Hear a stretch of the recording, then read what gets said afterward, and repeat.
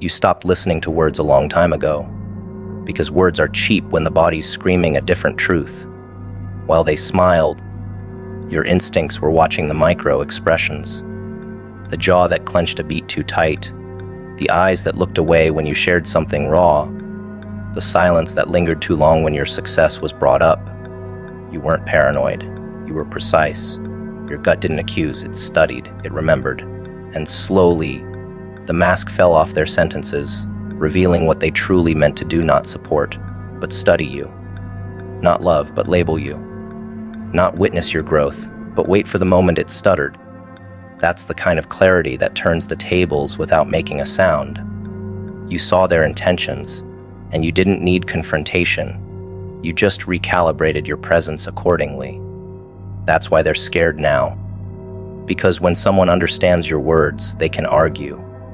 But when someone reads your patterns, they own the room. They thought they could hide behind good manners. That subtle envy, veiled in compliments. That fake concern when you were distant, not out of care but control. They assumed their masks were airtight, but you saw through the stitching. You noticed how they only reached out when things were loud, never when you were rebuilding. You noticed the shift in tone when the spotlight turned toward you. You noticed how they mirrored your ambition only to dilute it. That's the thing about those who manipulate. They always underestimate those who observe. And you were trained in silence. You learned how to decode without asking. You heard the jealousy in their pauses. You saw the betrayal before it arrived. And by the time they made a move, you were already gone. Emotionally, mentally, spiritually. That's what's haunting them now, the realization that while they were planning your downfall, you were quietly memorizing their pattern of sabotage. You never needed revenge. You became unshakable. That was the punishment. They had the script ready. Their role as victim, your role as villain. But you refused the audition. You didn't explode. You didn't chase clarity. You simply let the truth marinate in their own minds, knowing guilt hits harder when left alone in silence. You let them believe they had power, only for them to realize they were being studied the whole time. That kind of psychological reversal doesn't need anger. It needs awareness. And once you access that, you didn't just survive, you recalibrated your emotional firewall. They tried to hack your mind using patterns designed for insecure versions of you. But the current version, the one who's fluent in silence and immune to charm, that version knows how to dismantle a manipulator with a glance. Their energy shifted before their intentions did. That's what they didn't realize. The body always leaks the truth first. A slight pullback when you succeed. A delayed clap when others praise you. A joke framed as humor but laced with hostility. Most people laugh those things off, but not you. You learned early that subtlety is where darkness hides. You stopped taking things at face value because you realized that face was wearing someone else's skin. So you watched. You didn't interrupt their game. You let it unfold. Because when people think you're unaware, they grow reckless. They stop hiding. And once they show you their true pattern, they can't take it back. That's the part that terrifies them now. Not that you saw it, but that you said nothing. That you smiled and stayed silent. And now every glance from you feels like exposure. Every moment of eye contact like an X-ray through their deception. You became a psychological mirror.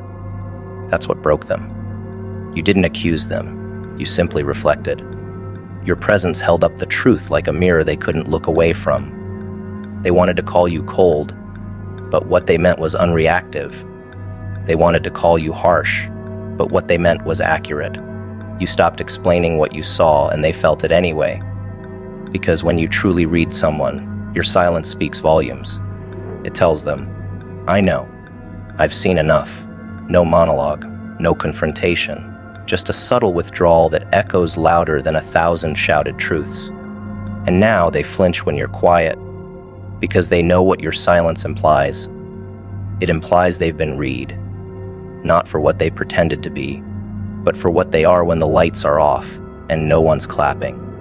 You made peace with being misunderstood in public because you were busy understanding everything in private.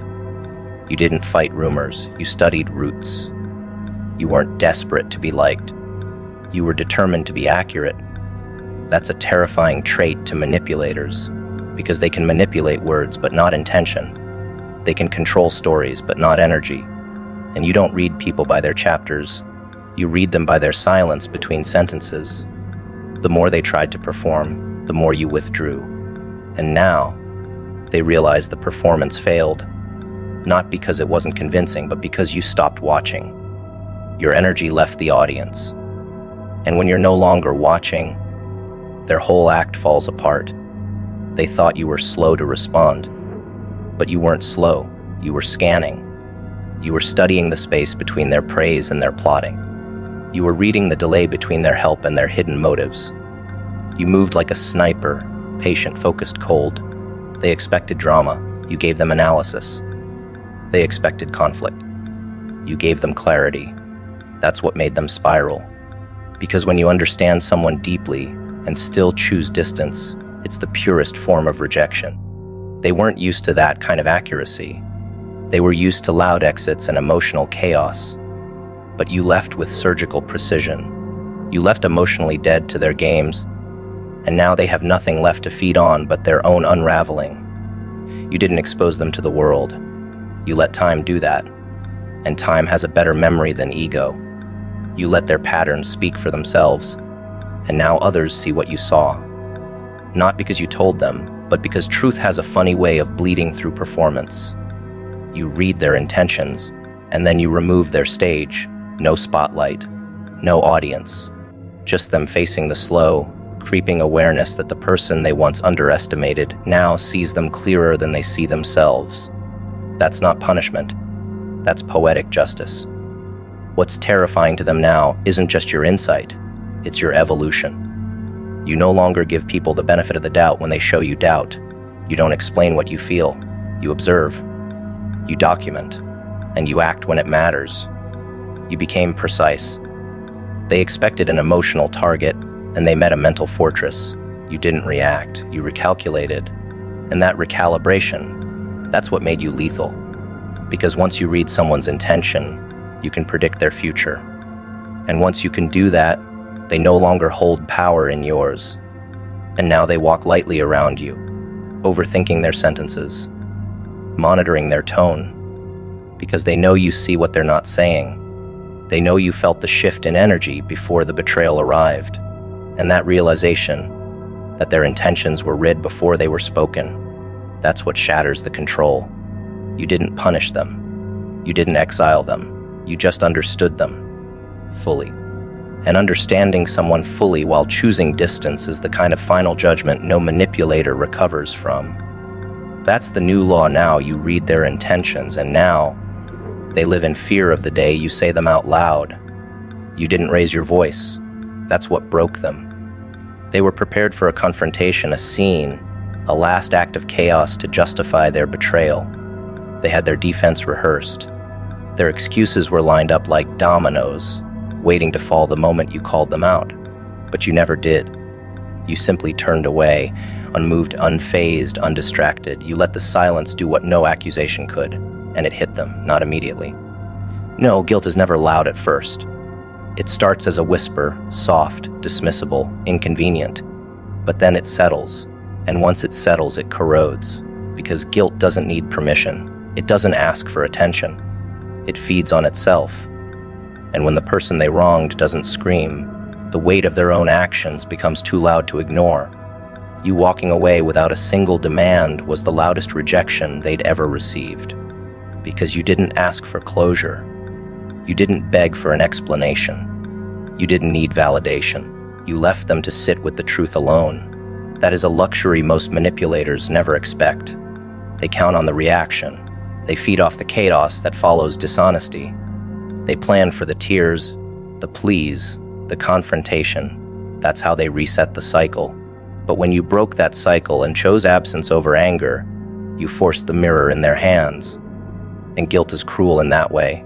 It doesn't shout like rage. It seeps like poison. It shows up in quiet moments, in mirrors, in stillness. And it asks one unrelenting question: what have you become? They tried to dismiss it. Of course they did. They laughed it off, blamed your pride, told others you were too sensitive. But even they didn't believe their words, because guilt makes the mouth lie and the stomach ache. Their sleep became thinner, their distractions more desperate, their stories less convincing, because beneath every false narrative, there was a silence too sharp to ignore yours. You never fought them, you never played their game. And because of that, they had no script, no role. Just a memory of what they did and a growing fear that everyone else would start seeing it too. They underestimated the violence of restraint. You didn't expose them, you let them, and that permission was surgical. Because guilt thrives in silence. It doesn't need enemies, it only needs time. And you gave it to them. While they were waiting for you to erupt, you evolved. You kept moving, quietly, purposefully. You didn't explain your side of the story. You didn't campaign for sympathy. You just disappeared from their world, and in doing so, left them in a room alone with their actions. That's what guilt is. A haunted echo chamber filled with truths that can no longer be outrun. You see, guilt doesn't explode, it decays. It starts in the eyes, shifting glances, breaking contact. Then it moves to the shoulders, a little heavier each day. Then the voice, more defensive, more rehearsed. It doesn't shout, "I was wrong." It whispers, "Maybe I was," over and over, until even the person clinging to the lie starts to believe the truth. That's what you gave them, not punishment, not retaliation. You gave them the one thing most people never do, space. And space, when paired with guilt, becomes unbearable. They feel it now, in every moment of silence you left behind. They wanted closure that let them feel righteous. But you gave them none. You didn't give them the luxury of painting themselves as misunderstood. You didn't storm out. You didn't unravel. You just stopped showing up. And every time they look around, they notice the absence, not just of you, but of who they were when they still had access to your grace. That's the part guilt sinks its teeth into. It doesn't just remind them of what they did. It reminds them of who they'll never get to be again. Now that you've gone, you became the line they cannot cross back over. You didn't remove them with hate. You removed them with indifference. And indifference is a mirror they cannot smash. When someone walks away in rage, the story becomes mutual destruction. But when someone walks away with dignity, the story becomes a confession. Because now there's nothing left to blame, no emotional fog to hide behind. Just guilt, clean and concentrated. They feel it every time someone asks about you and they have to lie. They feel it every time your name comes up and they can't meet the eyes of the person who said it. Guilt is a quiet interrogator, and it never tires. They thought they could replace you. That was their coping mechanism. Find another version, a weaker version, one that didn't read between the lines. But replication doesn't erase history. Every new conversation becomes a comparison. Every new silence feels heavier. Because once someone has tasted the presence of someone who sees through pretense, everyone else feels counterfeit. They realize it too late. That guilt isn't about regret, it's about recognition. You didn't just exit. You branded them with the memory of being seen. And that kind of memory doesn't fade. It lingers. Their worst punishment was your absence and their memory of your presence colliding every time they sit still. You were once a mirror, clean and unfiltered. And now, you're a ghost, haunting not through vengeance, but through contrast. They live now in that contrast, between who they pretended to be and who you saw, between what they claimed to offer and what you actually experienced, between the story they tell and the truth you never bothered to contradict. That is the genius of your silence. It forces them to carry both versions until the weight breaks them. The guilt hit them harder than any accusation ever could, because it came from within. You didn't need to raise your voice. They did it for you in their own mind over and over again. You simply held the mirror and walked away. And now, every time they see a reflection, they remember how clearly you saw them and how easily you let them go. And that haunts more viciously than any punishment ever could. Because guilt, when left unchecked, doesn't just whisper, it roars. And the longer it echoes unanswered, the more it destroys from the inside out. They wore their deception like costume jewelry, glittering from a distance, flimsy up close. They thought if they smiled wide enough, you would overlook the twitch in their brow. If they complimented you often enough, you would ignore the passive digs buried beneath their praise. But you weren't their usual audience. You weren't hungry for affirmation. You weren't desperate for belonging. You were watching quietly, calmly, not looking for proof, but waiting for patterns. And that's what they didn't prepare for. They rehearsed for confrontation, not observation.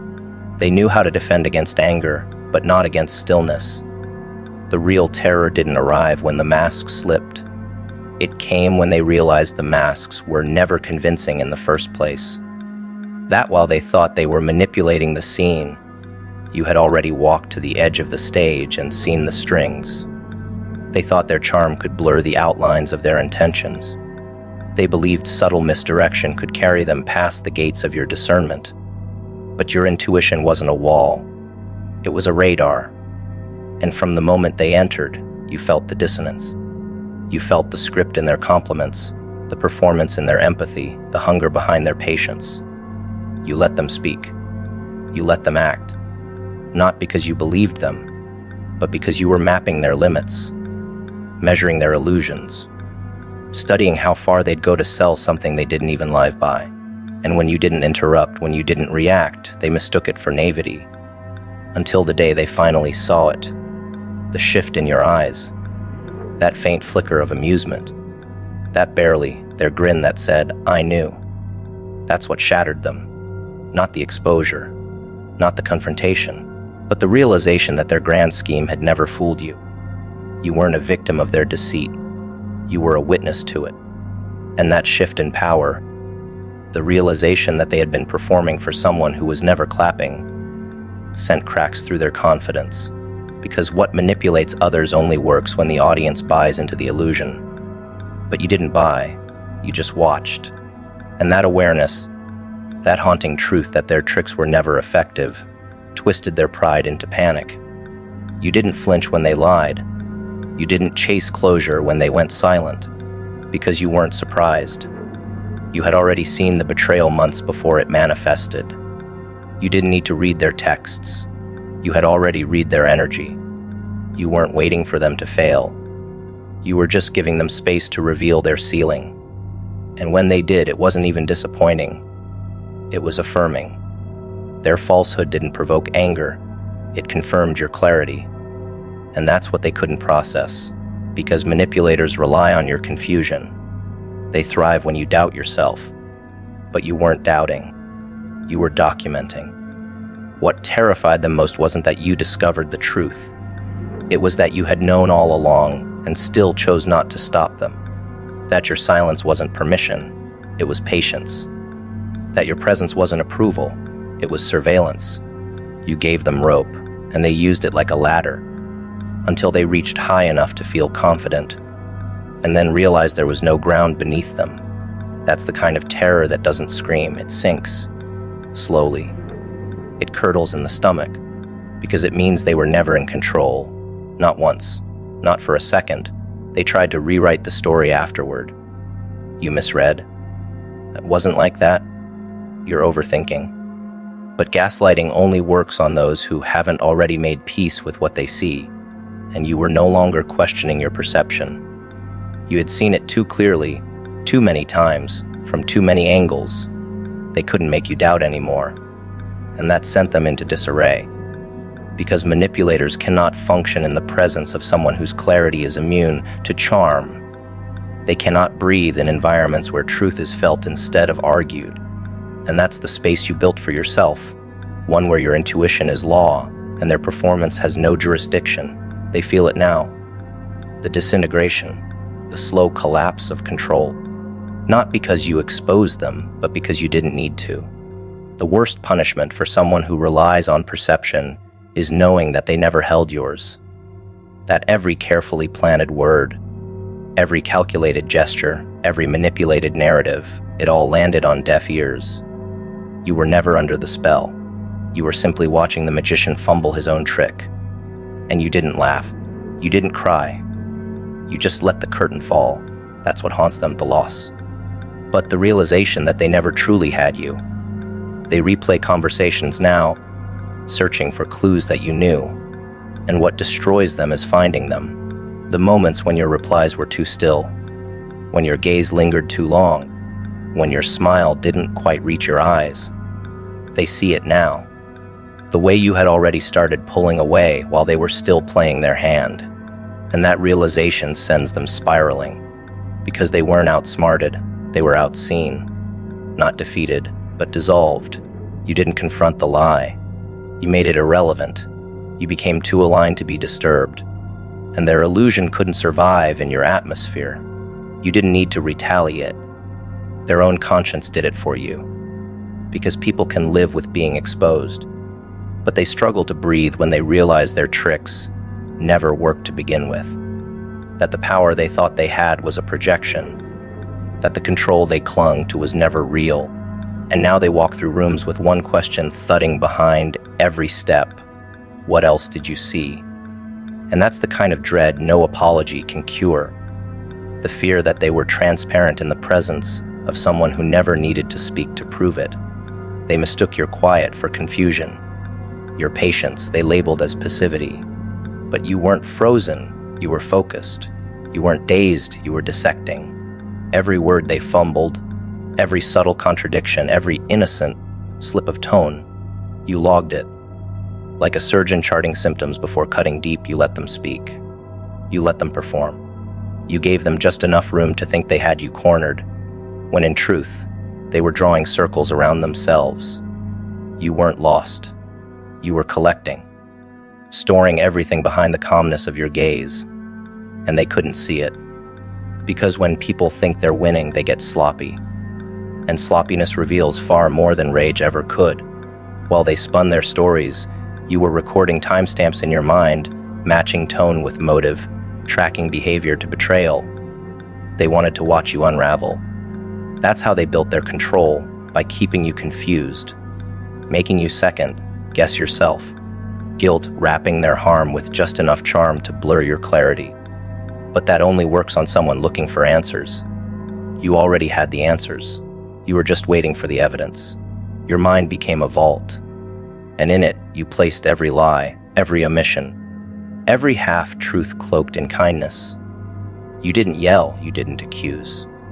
Because you knew something they didn't silence doesn't mean surrender. It means you've learned not to waste breath on the guilty. So you stayed calm, stoic. They thought it was weakness. It was surveillance. They underestimated how dangerous it is to lie to someone who doesn't need to be told twice. Someone who remembers the inflection, not just the sentence. Someone who reads between the delays. You let them build their house of cards, smiling as they stacked dishonesty upon illusion, and you didn't blow it down. You just waited for the wind they forgot about. That's what makes you lethal. You don't need to act impulsively.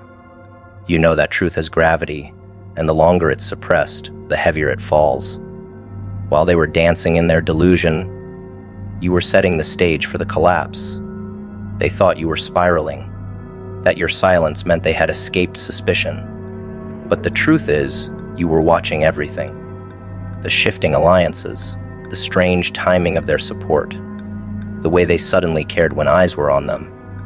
You saw through the affection that only arrived when it was beneficial. You noted how their loyalty evaporated the moment it required sacrifice, and you said nothing, because you understood one cruel truth. People reveal themselves if you let them believe no one is watching. So you let the charade unfold. You let the actors forget they were being filmed. And now, every smile they forced, every fake apology they rehearsed, lives in your mind like surveillance footage with full playback. You didn't warn them. That's what's eating them alive now. They're replaying moments, wondering if you always knew. If you noticed that look, that contradiction, that subtle dig masked as humor. They ask themselves now, did they catch that? And the answer is yes, you caught it all. But instead of reacting, you documented. You treated each slip as a breadcrumb, leading to the truth they tried so hard to bury. You didn't need confrontation. You needed completion. And the only way to complete the puzzle was to let them keep playing, unaware that every move was being archived in real time. They expected chaos, but you gave them calm. And that calm cut deeper than rage ever could, because when someone is confused, they argue. But when someone knows, they wait, and you were always waiting. For the moment they ran out of contradictions. For the moment their own lies started to conflict. And when that moment arrived, you didn't throw the receipts in their face. You laid them down, one by one, like evidence in a courtroom where they were both defendant and witness. That's when the panic began. Not because you found them out, but because you were never confused to begin with. They don't fear exposure. They fear memory, yours. Because now they know you weren't lost in the haze of manipulation. You were stone, faced behind the smoke, recording every flicker of intent. And now they're scrambling, trying to rewrite the past in conversations they weren't invited to. But the damage is done. Your silence wasn't ignorance, it was your weapon. And now, they're terrified not of what you'll say, but of what you already know. What you've always known, and how long you've known it. They see it in your composure now. That calm that can't be faked.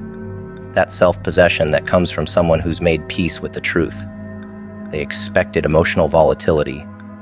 What they got was strategic detachment, and that unnerves them, because it means they can't predict you anymore.